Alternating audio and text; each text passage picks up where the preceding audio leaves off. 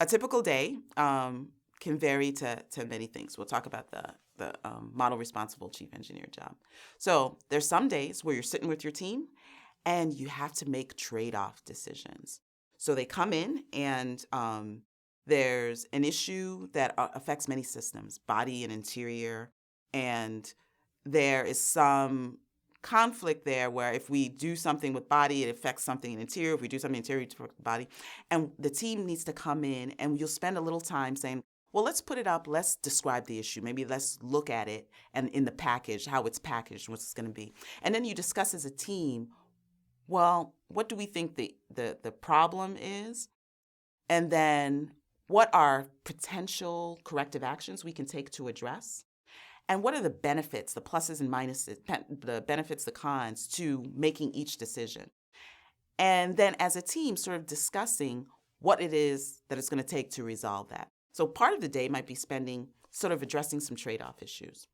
There could be a day where you're at the auto show and you've just launched a new program and the journalists are all asking you a bunch of questions. And so maybe part of your day is spending time talking to journalists about the new vehicle you just launched. Maybe the day is spent because you are on the track and you have put new components in your vehicle to take it to the next level, and you want to test your vehicle to the limit.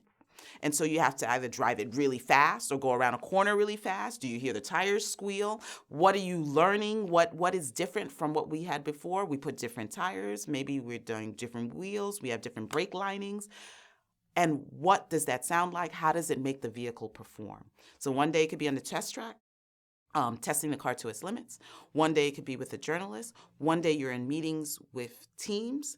One day you're sitting with the brand and marketing folks and you're trying to decide, and I did this a little bit on the minivan, when I have that console, that center console, and it's got a big bin that we're designing, will it fit my new Dooney and Burke purse? So that's a little thing you get to do when you get to be the chief engineer. And then you actually put it in there and you say, okay, so it might fit somebody else's new purse. So you get to have input on the design and discussions with the brand and marketing folks. You get to drive the vehicle. You get to make trade-off decisions. You get to talk to journalists. It's a really engaging job. One day you might be saying, if I add up all what the parts cost to make this vehicle, that's my material cost. If I figure out all the tooling I'm going to need to sort of make these parts, and how much money is going to cost me for all the engineers, it adds up to one big number.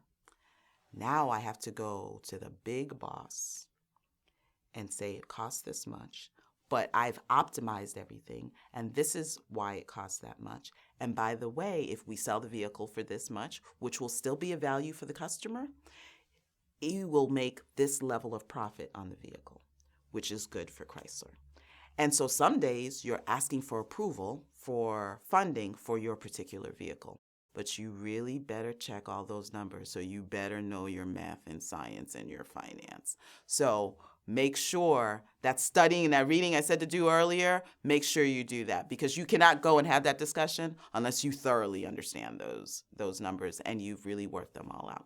So some days it's getting approval. Some days it's talking to journalists. Some days it's ride and drive on the track. And some days it's making trade-off decisions. All days are fun.